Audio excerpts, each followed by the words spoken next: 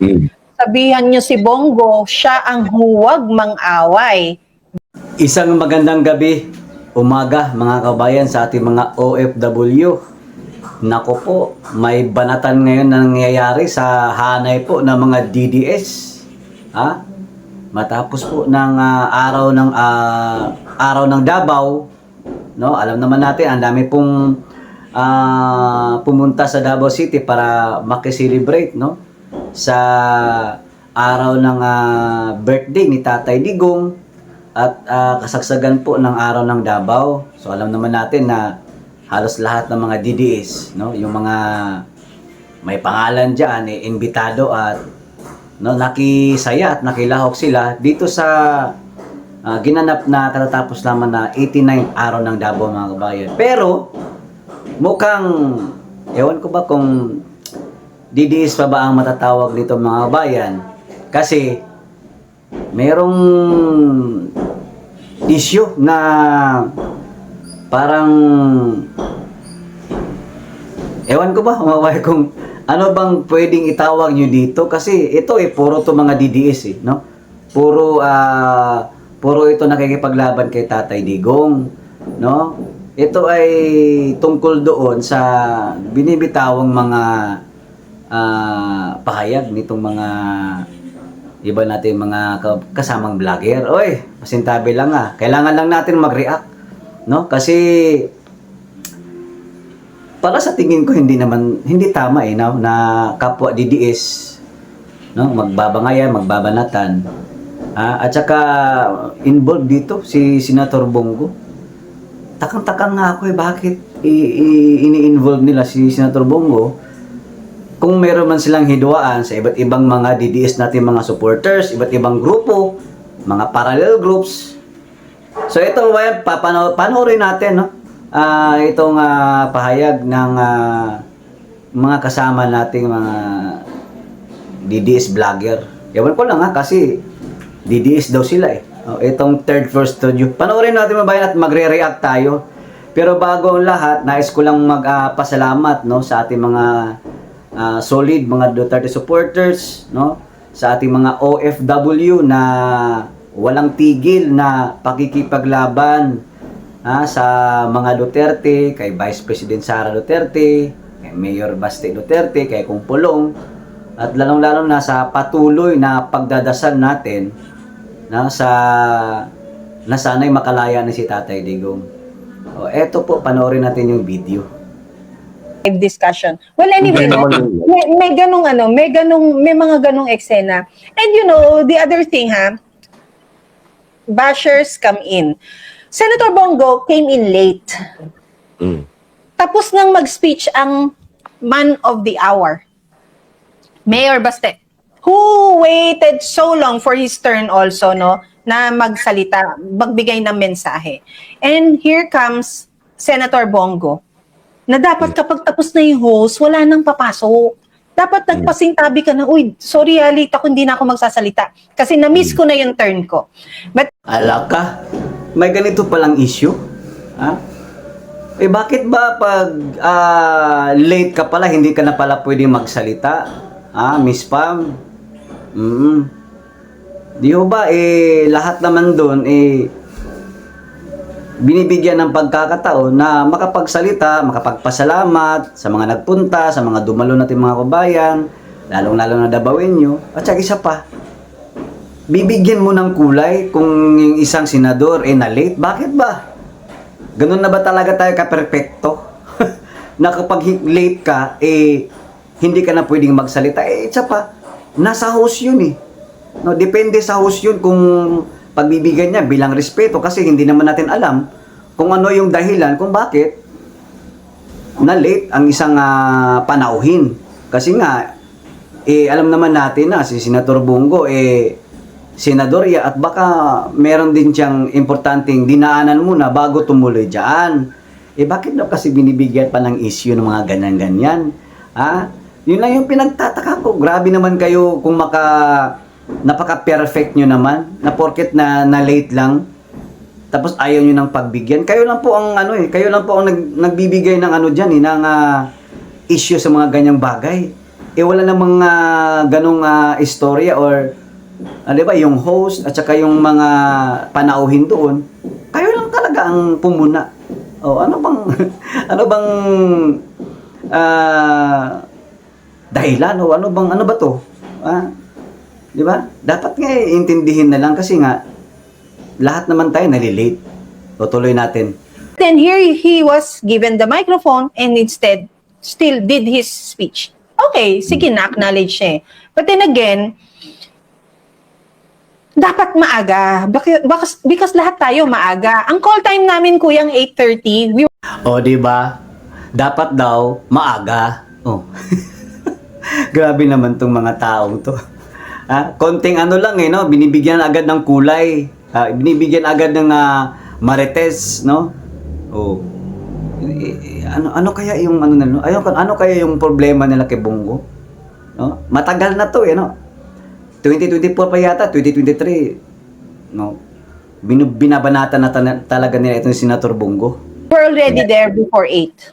Yep. Before 8, no? So, to say hi, hello to the people. So ngayon, I don't know what made Senator Bongo late. Pero, yeah. Parang ako, uncalled for yung nagsalita pa siya after the host, after the main man na si Mayor Baste. Kayo na lang sana ang nag-host, Pam.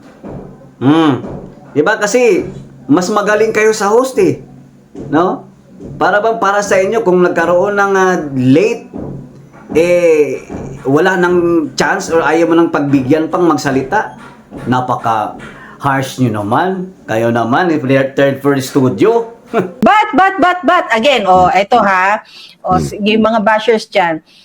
Again, I'm criticizing, but I also would like to thank Senator Bongo for the pomelos na binigay niya.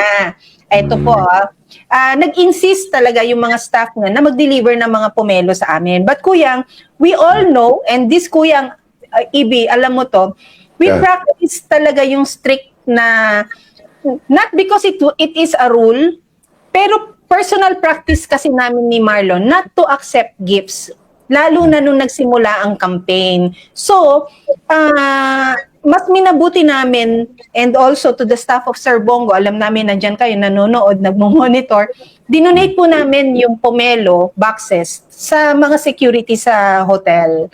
And they appreciate it naman. So, sinabi din namin sa mga security na galing yun sa office ni Senator Bongo. And of course, we sent proof dun sa staff at sinabihan din namin. And they're also very appreciative na ganun din ang ginawa. Kaya maraming salamat sa generosity mo, Senator Bongo. I was asking kuyang for a schedule na maupo siya dito. Kaya lang ang video niya, pomelo. Ay, nako, ano ba to? Nagpapasalamat. At the same time, parang may halong plastikan, Pam. Na? Grabe naman kayo. Binigyan na nga kayo ng pomelo, tapos ibinigay nyo pa sa iba. Aba? Tapos nagpapasalamat kayo na kumbaga, no? Talagang nagbigay kayo ng respeto sa opisina ni Senator Bongo, pero still, yung binigay sa inyo, ibinigay nyo sa iba. Wala namang problema kung yun talaga yung ninyo, no? Kumbaga, tinanggap nyo lang, at the same time, para bang sinampal nyo din na yung pinamimigay sa inyo, ibinigay nyo sa iba. Oo. Grabe, no? Kasi daw, hindi daw ugali nila na tumatanggap ng ganyan simula nung kampanya. Pero, dito natin makikita kung sila ba ay, anong tawag nito? Nagpakatotoo or ano ba to? Plastika lang ba, Pam? Did not agree to a schedule though. So yun. Pero maraming salamat po, Bongo. Ako, Pam, ko yung Ibi, yung pagiging late ni Sen DJ. Siguro may iba pa siyang appointment. Pero unang-una, senador ka. Number 1 senator ka pa. Nakakatawa naman to. Anong pag pinagkaiba, no? Na late lang, tapos sasabihin mo number 1 senator ka pa. Anong connection doon? Yung kayo ba hindi kayo na late? Ever? Yung ibang mga senador hindi ba na late? 'Di ba? Tapos ibabato ninyo na number 1 senador ka pa. Bakit siya lang ba ang naging number 1 senator? Di ba? Grabe, ano? Mukhang may naaamoy na ako sa inyo. Tapos yung host dun sa event na yon mayor.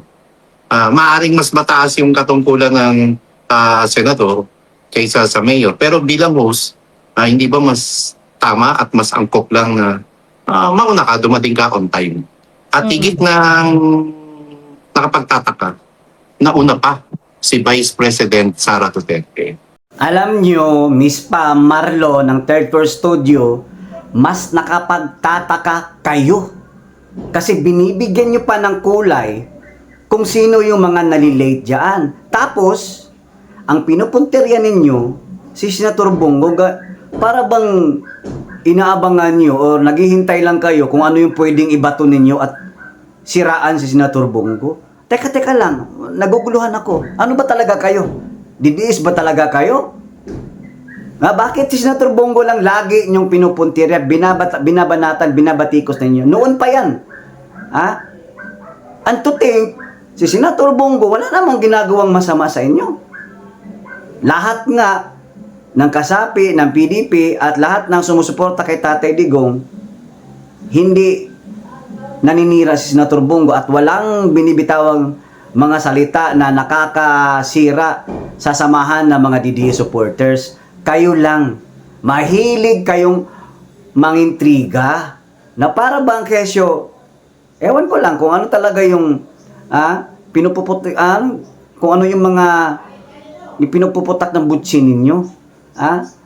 Kasi tayo bilang DDS supporters, ako nagsasalita ako bilang Dabawin nyo.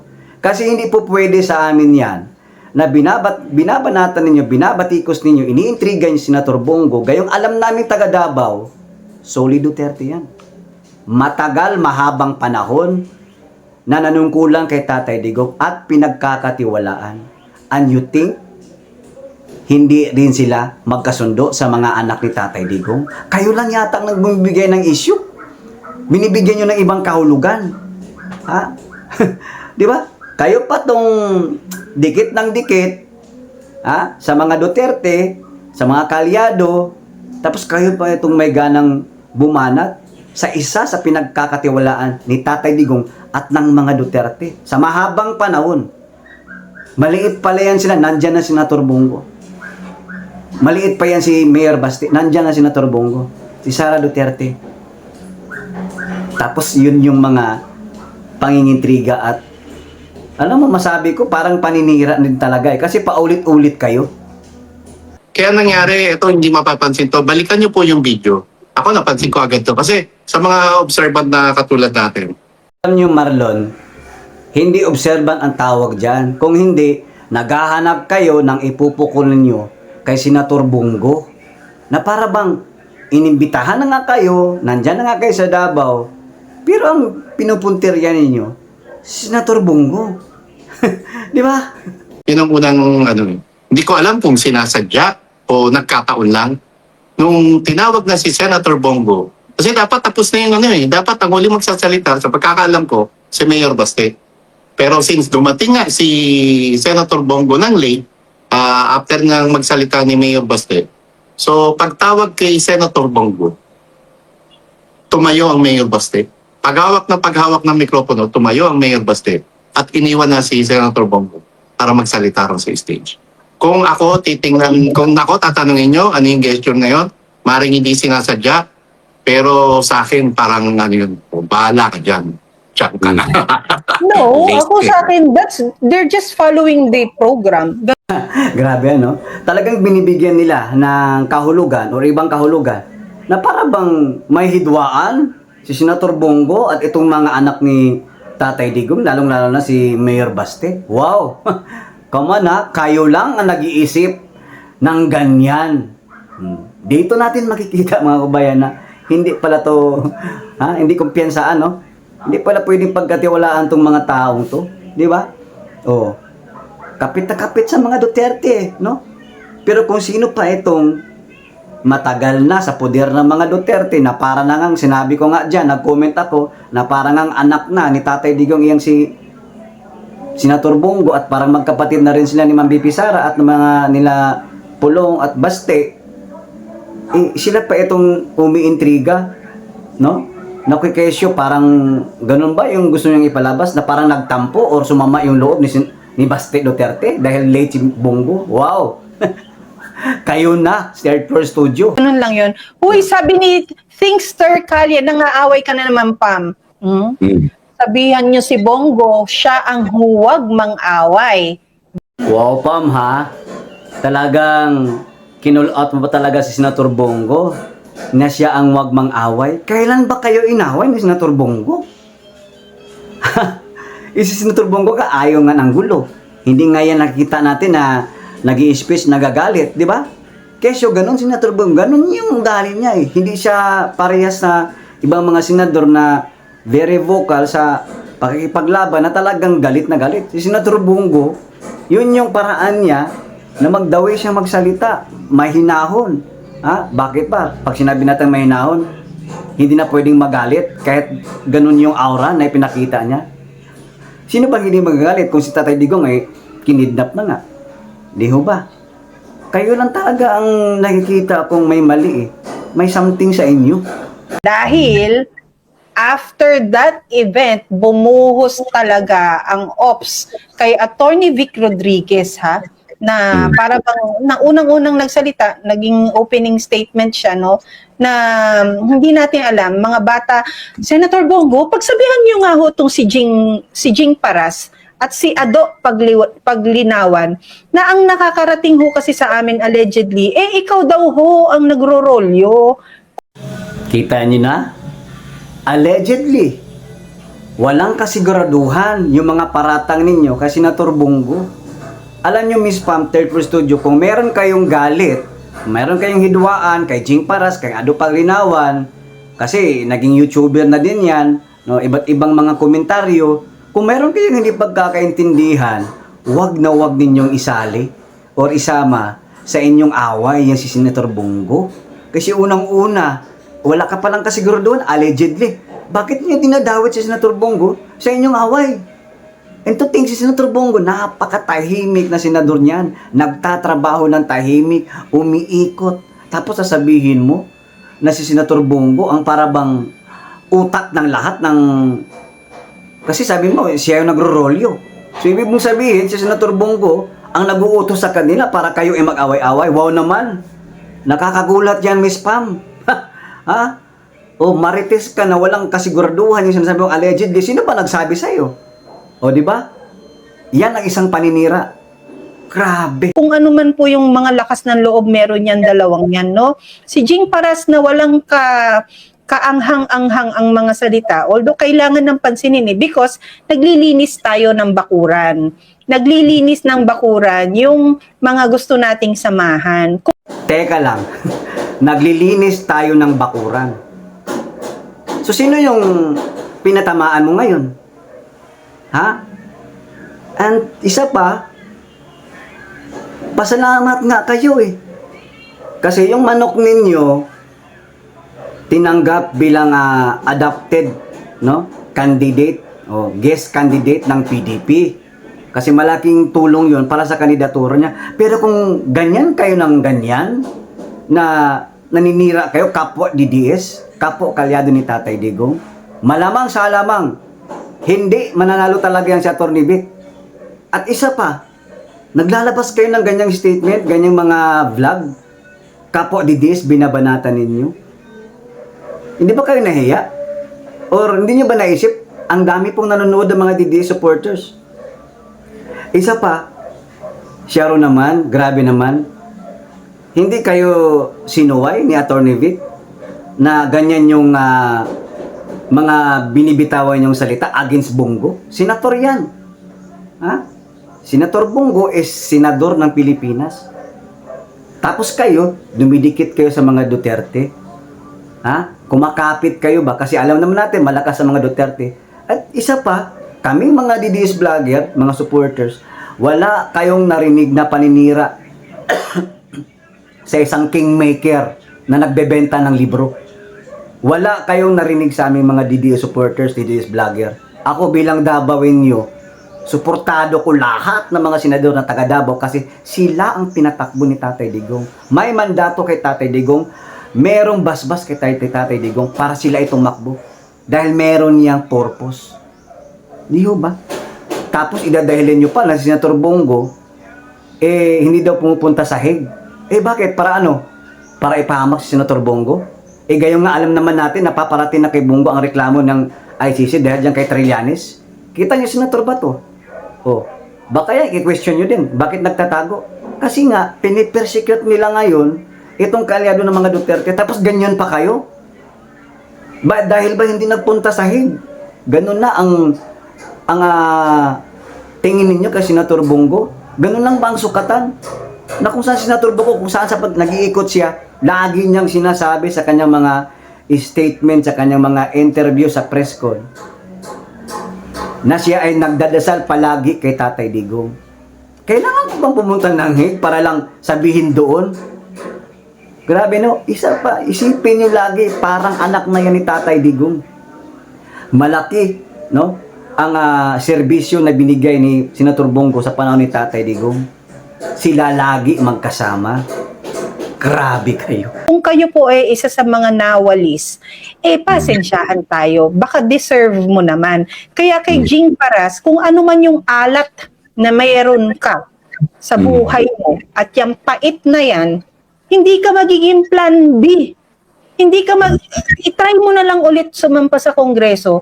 Instead, na pinubuhusan mo ng oras si Attorney Vic Rodriguez na sinasabi niyong namamakod and all, kumalas lang yan sa korupsyon na tila baga yun ang hinahanap ninyo sa mga grupo na gusto ninyong samahan. Pag walang pera, galit ka. Pag mayroong pera, gusto mo sumama ka. Pag may impormasyon, gusto mo una ka din sa impormasyon. Anong klase ka, Jing Paras? Yung totoo, sa totoo lang. And kay Ado Paglinawan, anong klase naman pagiging matanda ang merong gusto mo sa buhay mo? Papalubog na ang araw sa buhay mo? Ganyan ka pa rin? Anong meron kayo ni Jing Paras? Kung kayo nagmamahalan, kayong dalawa na lang. Ganun lang yun. Pero meron, kung meron ito ding- i-deny mo. Kasi ako, isang play lang ng video, iiyak ang mga supporters mo, Senator Bongo. Ako talaga naguguluhan dito kay Pam. Si Jing Paras, ang kaaway niya at si Ado Paglinawan. No? Kasi ano to parang conflict ba? Kasi alam natin mga iba't ibang mga organizers, parallel groups, iba't ibang grupo, 'di ba? Hakbang ng Maisog, sila Jing Paras iba naman. Ngayon, kung may galit ka kay Jing Paras at kay Ado Paglinawan, bakit mo i-divert at itutumbok si Senator Bongo? Grabe ano? Iiyak daw ang supporter si Senator Bongo pag mayroon siyang isang video na i-click. Kita mo yun? Di ba? Alam naman natong mga taong to dating dati yung nagtatrabaho sa Administrasyon Bongbong Marcos Nung kumalas si Atty. Vic, kumalas din sila. Di ba? Kaya ito yata yung sinasabi ng doble cara. Ito yata yung halimbawa ng mga DDS na doble cara, no? Kumakapit, pinipilit nilang makapasok sa mga beyond sa area o vicinity ng mga Duterte. Dahil sa magaling magsalita, no? Ang daming no? Pero dito natin makikita si Jing Paras ang kalaban, si Ado Paglinawan, ibang grupo, ibang parallel groups, pero ang ending na binibira si Senator Bongo. So takang-taka ako dito sa kanila. Tuloy tayo. Pero meron ding kung pait man yung meron ding isa dito na parang lumipat dahil matamis yung lasa at amoy ng nasaan na ba? Si Pamela Baricuatro. Hindi na ba siya PDP? Ewan ko.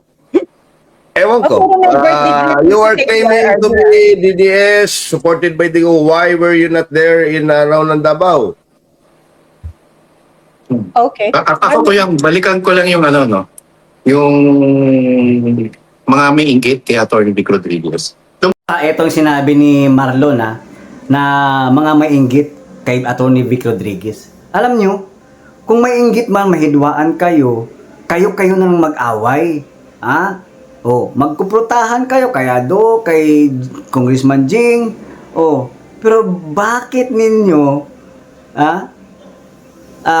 binibira si Senator Bongo gayong walang kinalaman si Senator Bongo sa mga hidwaan ninyo dyan at sa banatan ninyo kasi nga si Senator Bongo nagtatrabaho bilang senador.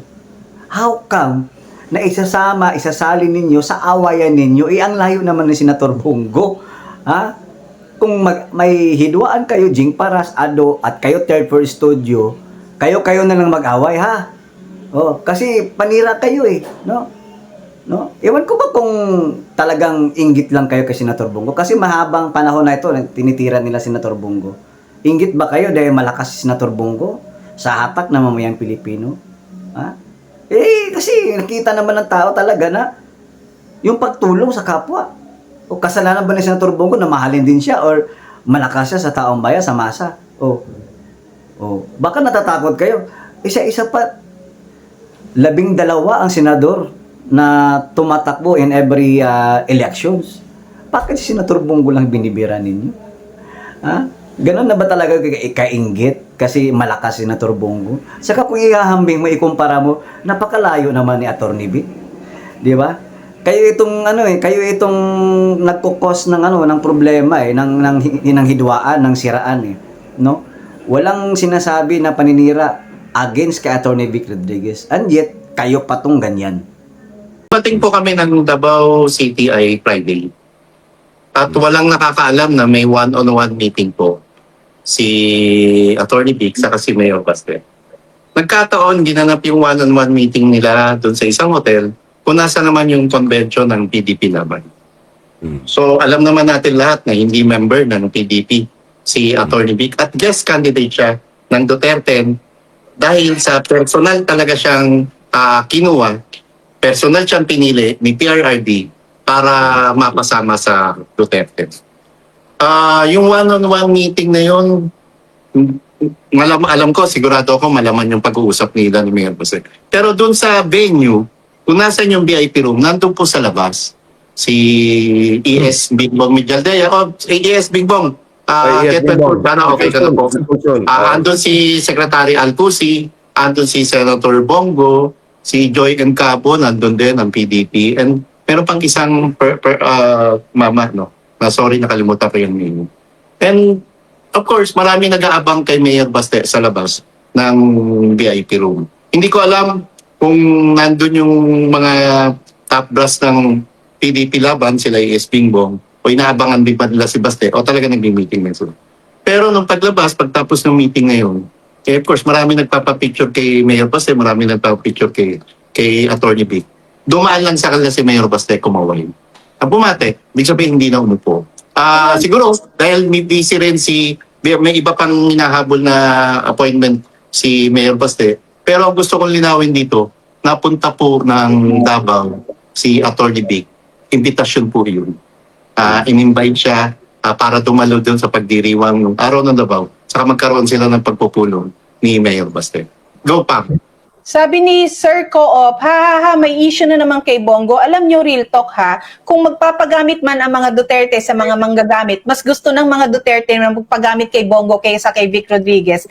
Alam mo, Sir Co-op, ang pinaka-real talk dito is between Vic Rodriguez and the Dutertes he is in touch with, wala hong gamitan. Kung inaalay mo si Bongo sa paggamit, yan ho ang real talk. Ayaw ng mga Duterte na ginagamit sila o yung maggagamitan sila. And it's not with Bongo because kung ano ang meron si Atty. Vic Rodriguez sa kung sino man siya merong magandang pakikipagkaibigan sa mga Duterte, which I would like to say is Mayor Baste dahil na-develop tong dalawang to yung samahan nila at saka yung trust nila Hindi ko na lang siya gustong itawid kay or banggitin yung dalawa pang magkapatid na hindi ko nabanggit kung ano lang nakikita ko. Walang gamitan between Atty. Vic Rodriguez and Mayor Baste Duterte. Kung si Bongo, you are presenting Bongo as pwedeng magamit and it's to you real talk, and that's the bullshit that the Dutertes do not like. That's why, Totoo naman talaga sinabi ko, Miss Pam Ha? Kasi bakit? Bakit ninyo binabanatan si Senator Bongo? Gayon naman, Senator Bongo at PRRD matagal magkasama sa Davao. Ilang dekada, no? Na palagi silang magkasama sa bawat ginagalawan ni former President Rodrigo Roa Duterte. Ha?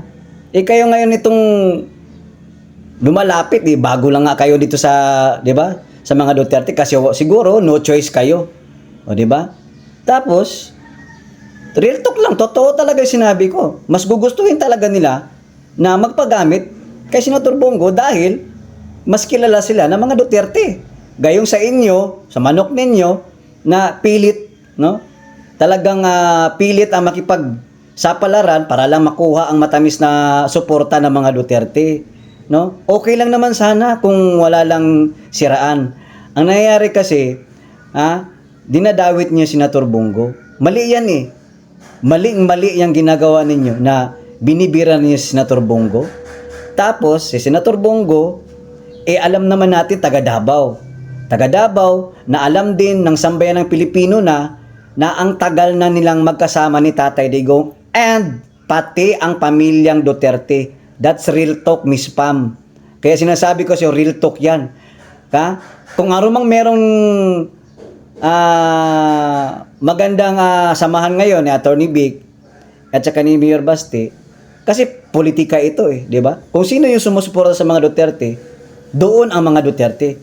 Pero kung makita na naninira kayo ng kapwa Duterte, allies, ibang usapan na yun. Kasi alam niyo mga Duterte, ano lang yan, tahimik lang yan, hindi naman po pwede na sila mismo ang mag-ano sa inyo, di ba? Or susuwayin kayo na dapat wag ganyan. Iisipin niyo sinisira mo pa yung mga PDP, PDP members, PDP laban. At saka, hindi man niyo naisip, saan ba yan si Mayor Basti Kasapi, di ba? Nandyan siya sa PDP, siya na nga ngayon yung parang nangunguna dyan sa PDP laban. Di ba? Kaya nakaka-shock naman na ganyan kayo mag-isip. That's why, baba ka muna, Maysent. That's why merong ganito Kaya nila nilabas yung RodrigoRoaDuterte.com na yan. Because finally, they are saying na ayaw na namin ng misrepresentation. Now, Sir Co-op, if you want to present Bongo as pwedeng magamit, magpapagamit, or manggagamit, that's the point. Kaya wala siya sa eksena. Because of all these issues na gamitan, dahil diyan matunog ang pangalan ng isang Bongo. So, nakakahiya naman na na-level mo si Vic Rodriguez kay Bongo pagdating sa gamitan. Dahil si Vic Rodriguez, maraming beses huyan na ginamit din. Okay? Nakakatawa ka, Miss Pam. Ginagamit si Atty. Vic. Kayo ang, di ba, kumambyo kayong bumaliktad ngayon, napunta nga kayo sa DDS kasi wala nang ibang makapitan Diba? Para lang makapasok, para lang manalo bilang senador. Wala sanang problema kung maging maayos kayo. Pero kung titirahin niyo Senator Bongo, hindi kami hihinto. Didipinsahan namin kung sino yung mga pinagkakatiwalaan ni Tatay Digong mula noon hanggang ngayon. At alam namin, dabawin nyo, pinagkakatiwalaan din yan ng pamilyang Duterte. Okay, so kaya yan, magsisilbihan na iti-trim down niya. Kasi hodang si Bongo yung mawala o siya ang mawala sa PDP, hindi siya i-adapt ng PDP. It was never a plan na tumakbo siya under a party. Ang pagtakbo niya nasa mamamayang Pilipino ang partido niya. And wala pang nag-i-express ng ng mga pagtakbo-takbong ganyan. So, it is unfortunate and I'm very sad na na ipinresinta mo si Bongo sa mga Duterte as pwedeng magamit. I think Senator Bongo, you can be better than that. Ganun lang. Okay. Yung kay Ching Paras naman, yung EB Pam, nabasa ko yung post. Una, yung timing. Bakit na may ganyan ka na namang issue? Bakit? Dahil wala ka sa Davao, hindi ka na imbitahan? Pag-inggit, pikit. Pangalawa, Yung timing pa rin. Kasi nakita ko kayo eh. At nakapapasama ako sa ilang meeting, sa ilang consensus na meeting, no? Bago yung mga preparasyon sa ilang pagtitipon o kaganapan na gagawin o ginawa natin recently. Hindi mo masabi-sabi yan ng harapan. Pangalawa, yung laman nung post mo about sa Kingmaker Book. Nabasa mo ba yung laman ng Kingmaker Book? Na-validate mo ba yung laman ng Kingmaker Book na lahat ng sinabi ni Attorney Vic Rodriguez doon sa librong yun, nangyayari ngayon? Nakita mo ba yung katotohanan na yun? Kasi kung hindi mo nakita yun, hindi ko alam kung bulag ka o bobo ka. Ang laman ng libro, marami nagsasabi, validation yon, validasyon yon na ganito kakurap ang gobyernong ito. Ano ang issue ron ni Jing Paras sa libro ni Attorney Vic Rodriguez? Na kumita raw, pinagkakitaan daw. Yung pamimigay mo libre, magpapa-imprenta ka. Magpa-Xerox ka nga lang eh. Attorney Torion, nagpa-presscon. Binabanggit doon sa local media ng Davao. Malaking gastos to, Xerox lang. Ito, libro ko. Umaray, Attorney Torion, dahil ilang copies yun na ipadadala sa Supreme Court, di ba? Ito pa, libro. Pangalawa, anong issue mo na wala naman doon sa libro? Pipilitin mo si Attorney Vic Rodriguez na sabihin ni Attorney Vic Rodriguez sa mamayang Pilipino na nakita niya si Bongbong Marcos na gumagamit ng ipinagbabawal na gamot. Paano kung talagang hindi niya nakita? Bakit kailangan mong pilitin? Abogado ka. Diba? At alam natin ang personalidad ni Attorney Vic Rodriguez. Hindi siya magsasabi ng hindi totoo at ng hindi niya nararanasan. Nang wala sa kanyang karanasan. So, alam ko si Jing Paras, lawyer. Abogado si Jing? Ang alam ko. What the Ang alam ko nga, parang fraternity brother sila ni... Fraternity brother sila. So, ang catch dito, ano ang Martin importante? Romualdez? Yung laman ng Maria. Kuyang Ibi, alin ang importante? Yung laman ng Kingmaker Book o yung gusto mong pilitin ng Attorney Vic Rodriguez na hindi naman niya nakita? Kasi yung ganyang batayan at yung ganyang argumento mo, Jing Paras, ang masasabi ko dyan, kung kailan ka tumanda, saka lumala ang inggit mo sa katawan. Sobra ang inggit mo at sobrang pagkabulag mo o hindi ko alam sino nagdidikta sa'yo. Hoy, sabi din ni Sir Co-op, no, alalahanin ninyo mahabang panahon nasa poder si Bongo kay Tatay Digong and think first anak ni Tatay Digong si Bongo. Ba't di siya dumadalaw sa daig? Tsaka punta na ba siya sa daig? Hoy, Sir Co-op, alam mo, sa mga staff na kagaya mo ni Bongo, kaya talaga hindi namin tinanggap yung pomelo na yan eh. Baka sa suha na lang kung ayan, kagaya niyan. Di nga namin tinanggap, pero kung makapanumbat ka, kala mo. Unang-una, hindi tayo staff ni Senator Bongo. Ha? Tayo'y DD supporters, vlogger na mula Davao. Ha? Wala kaming pakialam sa away ninyo kay Jing Paras at kay Ado Paglinawan kung ano ba yung issue nyo dyan kay Attorney Vic at sa kanila. Ang ayaw lang namin at ang ayaw ko, wag na wag kayong manira kay Senator Bongo. Kasi Senator Bongo, solid Duterte mahabang panahon. Ha? Bakit niyo idadawit? Di ba? Halata tuloy kayong inggit kayo kay Senator Bongo. Kayo talaga ang tunay na inggit pikit. Kamis pa, mang sinabi ko, parang anak na yan ni Tatay Digong, si Senator Bongo. Hindi yung anak. Ha? Parang anak kasi nga, matagal na panahon na eh. Nandyan si Senator Bongo kay Tatay Digong. Ha? Halos magpang-abot na yan sila sa kanyang mga anak ni Tatay Digong. Ilang taon, ilang dekada na. Tapos, eto yung ano ninyo. Ha?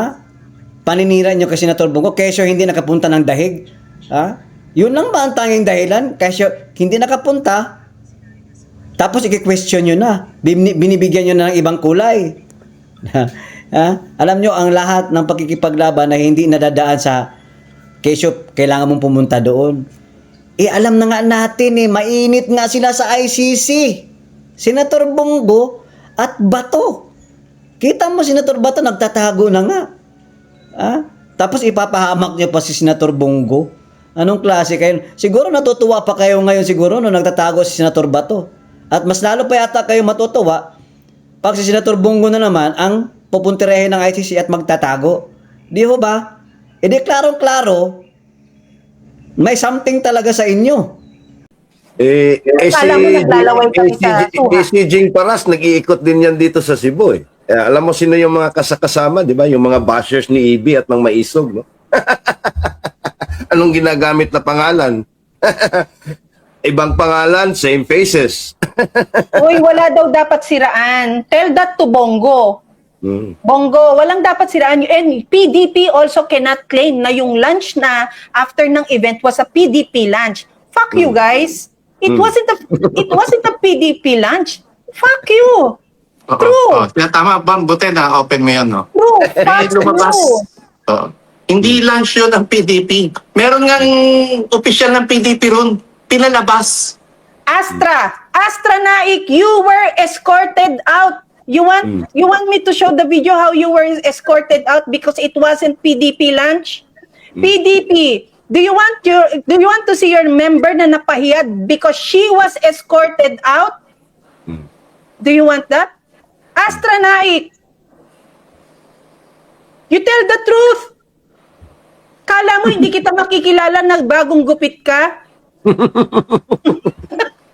Ikaw ang bagong mukha ng The Uninvited. Diyos ko, itong mga taong to, kung kailan kayo tumanda, dito walang siraan, Marlon. Give me my seconds. Walang siraan dito na kagaya ng claim ng marami. Dapat wala tayong siraan. Ang meron hong dapat dito is naglilinis ho tayo ng bakuran. And Senator Bongo, yung nasa bakuran mo, you cannot claim and steal the limelight na yung lunch na yon was a PDP lunch. Astra Naik, you were escorted out. You were asked kung meron kang hinahanap. You were asked kung kumain ka na ba. Meron ba siyang kailangang kainin dun sa lunch na yon na hindi mo room and you were escorted out. Astra Naik, the same Astra Naik na PDP member na nagkalat ng fake news na merong oil na dineliver ang Brunei sa Davao. Astra Naik, napaka-fake news mo. You were escorted out. Post ko yung video na yung bala. Kita niyo mga kababayan, ewan ko lang kung nagbulag-bulagan ba sila o talagang matatalinong tanga, di ba? Tinitira nila ang PDP member, PDP laban. Di ba? Kino-call out nila. Tapos hindi nila naisip, dikit na dikit sila sa mga Duterte, kay Kong Pulong, kay Mayor Baste, na kung saan grabe yung pasipsip nila, kesyo pumupogi daw si Mayor Baste ngayon, saka ang Davao daw talagang alam mo yung daming mga flowery words. Tapos sinisiraan ninyo ang PDP laban, PDP members. And hindi nyo naisip na si Mayor Baste ay nasa PDP. Come on. Ganun na ba talaga kayo ka? Mga buang-buang talaga itong mga buang na to? Kung manggamit kayo, siguraduhin nyo hindi kayo halata ha. Babatikusin, birahin mo yung PDP. Tapos si Mayor Basti, nasa PDP. Si Tatay Digong, PDP. Hoy, Ginoo ko, piragaba ninyo ay mahirap talaga pag buhat na buhat mo yung bangko mo, gusto ninyo manalo yung manok ninyo. Dahil sa mga ginagawa nung niya yan, malamang hindi talaga yan mananalo si Atty. Vic. Kasi ako mismo hindi na ako buboto dyan. Kasi nandyan kayo eh. Kayo yung dahilan kung bakit nagkawatak-watak at nawawala na yung respeto at tiwala namin. Kasi kayo yung panira.